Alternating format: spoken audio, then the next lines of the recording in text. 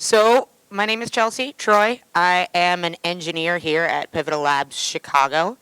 And today we're going to be talking a little bit about allyship in times of crisis. So, just to make sure that we're all on the same page, I'd like to go over a little bit of terminology before we get started so everybody understands what an ally is and what we mean by a crisis in this scenario. So, these three words are a taxonomy that Valerie Aurora uses to describe what an ally is, and I think they work really well, so I want to thank her for helping with that. But we'll go over these three words, and we'll start with target. So when I refer to a target, what I mean is a group of people whose validity and value has been systematically discounted. So when we're talking in terms of diversity and inclusion, and we're discussing people of color as a group, or women as a group, or the LGBT community as a group, or people on the spectrum of ability in different places as a group, we're talking about targets. We're talking about groups of people whose value has been systematically discounted in various situations. Under that, we have the term ally. So an ally is somebody who's not a member of the target group that we're talking about, but nevertheless is on the side of the target group and is working to help the target group gain equal validity and equal value in society or in the situation that we're talking about. An ally is unique from a bystander in that an ally is actively working to help that group achieve that equality, as opposed to a bystander who doesn't necessarily have a problem with the group, but also doesn't really do anything about a situation. Give me just a second, you guys.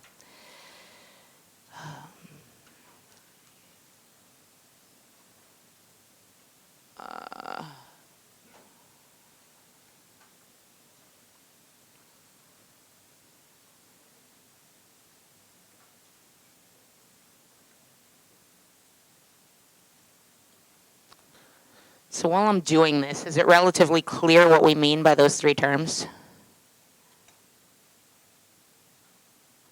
All right, and we're back. I'm probably going to have to carry this around. So, I'm going to put it right here with me. All right, so that's target, ally, and bystander. Are there any questions about any of those three terms? Cool. So let's go ahead and move on to our fourth term that we want to talk about, which is crisis. Crisis is a little bit harder to define. It's not something that I want to spend too much time defining today. I would say that something that definitely qualifies as a crisis is a situation where a target group's not only equality, but right to existence and or safety has been threatened. I think probably more discussion is warranted on what we mean when we say crisis. But instead of focusing too much on what is a crisis and what isn't, what I'd like to do today is use an example that's current that I think we can all agree would qualify as a crisis, which is the shooting that happened 2 weeks ago in Orlando. So for those of you that are less familiar with what happened, there is a club in Orlando that caters specifically to queer people, people on the LGBT spectrum, frequented largely by people of color. And earlier this month, at about 2 a.m., somebody went in and started shooting, and 49 people died, another 50-something were injured. It will be relevant later to our discussion that the individual identified his actions as having to do with Islam. We'll get into why that is important later. But that is what happened. After it happened, There was a fair amount of discourse online about it. There continues to be discourse online about it. And some of the discourse online, most of the discourse online is very sympathetic to the people that were affected. A little bit of the discourse online follows the trajectory that we saw from, for example, a priest in California named Robert Jimenez, who indicated that basically these people deserved to die because they were gay. And his opinion is not the majority. I would say his opinion is very much in the minority. But opinions like that don't have to be the majority to be problematic, because whether they get to harm a target group is not the subject of a democratic vote. They can act alone. So that'll be relevant later as well. But that's what happened. That was the aftermath of that. And so the question is, as somebody who's not a part of one of the target groups that was affected by something like this, it's easy to wonder, is it my place to do something? I don't necessarily know what I'm supposed to do. I don't know whether bringing it up is appropriate because I wasn't a part of the group that identifies with the group that was affected. Is what I'm going to say just going to upset somebody? Is it going to look like I'm stepping out of line? All of those things are perfectly valid questions. And then once we've decided it is our place to do something as allies, what do we do? It's a tough question to answer, and it's an emotionally charged question to answer.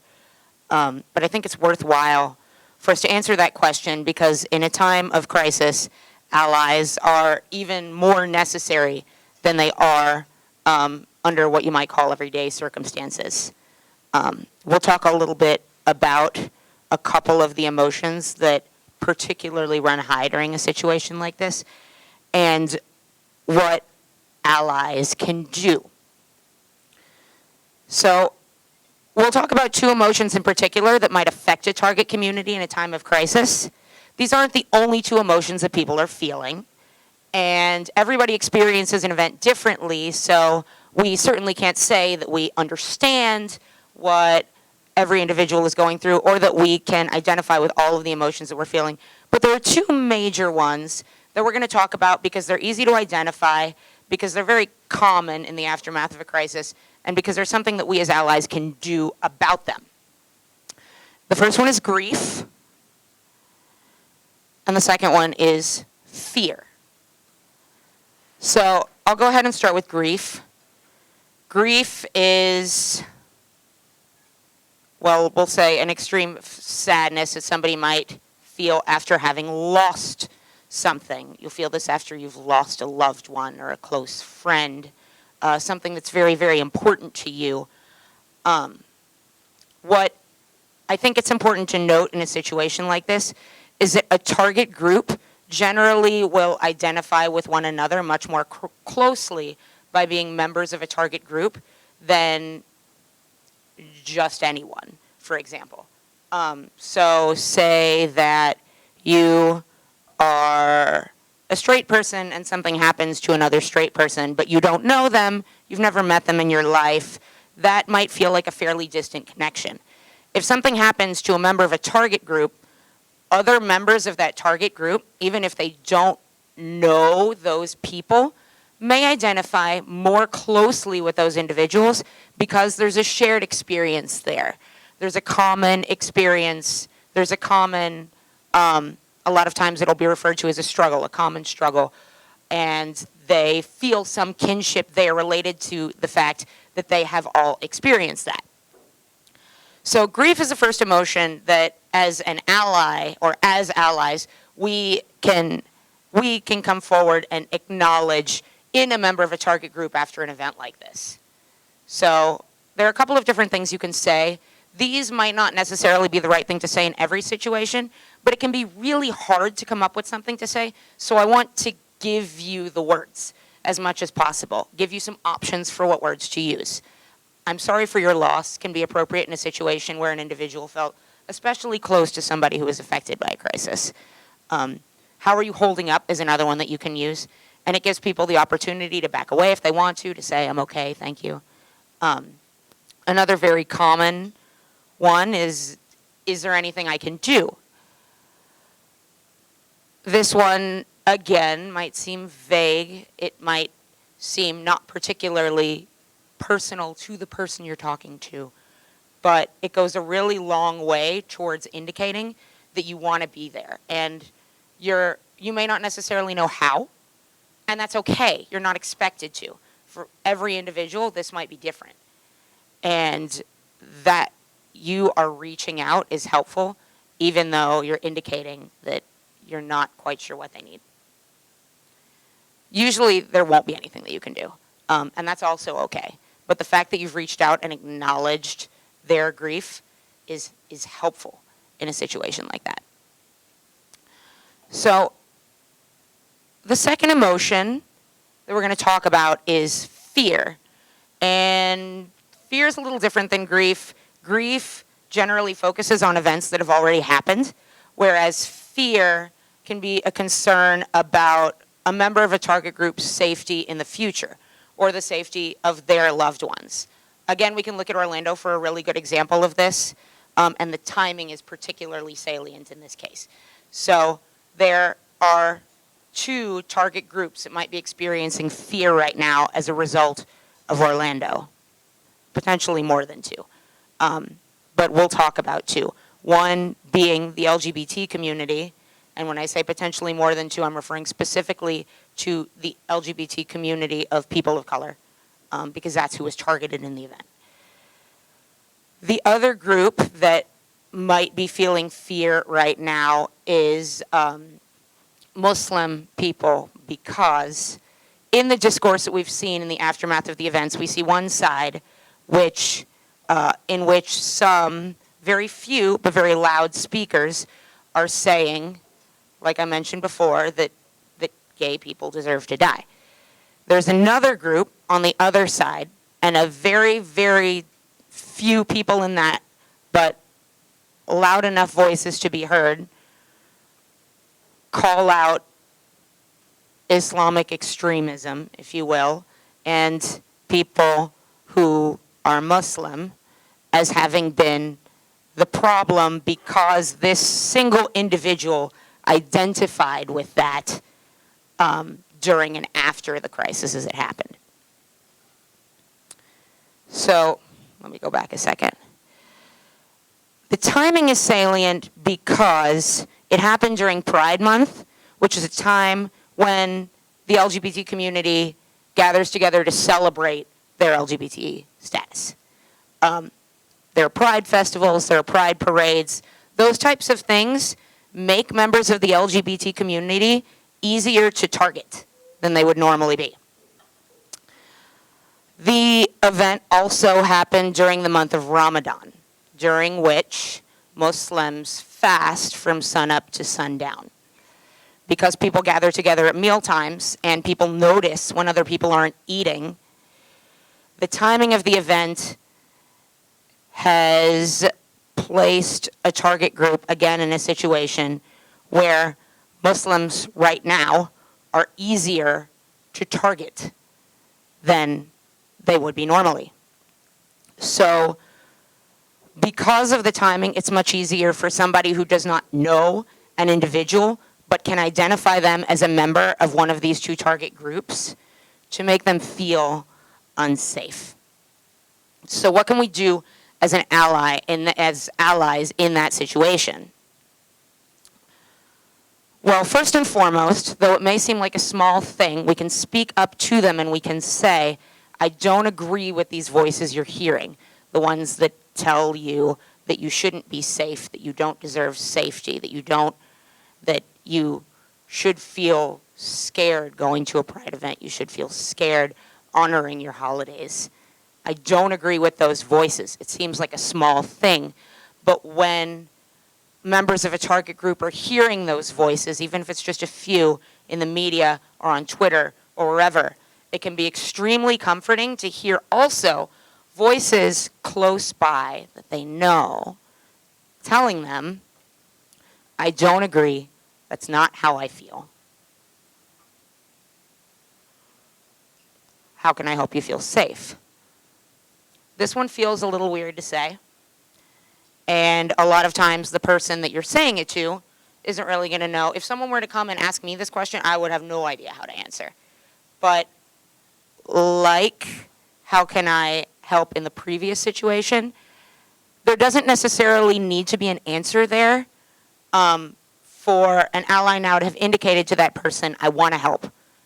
I want you to feel safe. I want to do what I can in this situation. I'm willing to act if you feel that you need me to act. And even though it's unlikely that somebody's going to ask you to act, having the comfort of knowing that somebody would be willing to can be extremely helpful emotionally in a situation like this. Another thing that we can do as allies is speak out against those voices that are threatening the community. So when there are loud political voices speaking out against a religious group because of a single individual, when there are loud voices speaking out against a group that we know people in because of an event like this, it's helpful to speak not only to the individuals who you think might be affected, but also more publicly to those voices that are threatening the community. You can respond with, however that may be, with a blog post, with some type of a response, with some sort of a public indication that that's not how you feel, that that's not what you believe. And this can be helpful because as people are reading the posts in the aftermath, or as they're hearing about what happened, they're hearing not only those voices that are loud and are saying something objectionable, they also hear voices that are speaking out against those voices saying something objectionable, which in the wider community is helpful for acculturating people to the understanding that that's not how people generally feel. If we don't speak out against voices like that, then what we end up with is a latent culture of otherness. So this is what ends up happening if we don't necessarily agree with the voices that we're hearing, but we don't say anything about it. What that does is it indicates that what they're saying is okay, or not bad enough for anyone to say something about it. And it allows that belief in society that somebody's value or validity is less than somebody else's to continue. It allows that idea to continue because it's not spoken out directly against. We want to progress as a group by indicating to more people, by indicating to young people, by indicating to people who are reading this and aren't sure what to think. The way that we are moving is to indicate that, yes, absolutely, these people's right to existence and to safety is important. Their right to equality is important. And as we continue to speak out like that, both in times of crisis and outside of times of crisis, that's how we end up creating social change that makes it much more unlikely that these types of events can happen. That's how we end up in a society where there is much more pressure to recognize the validity and equality of everybody.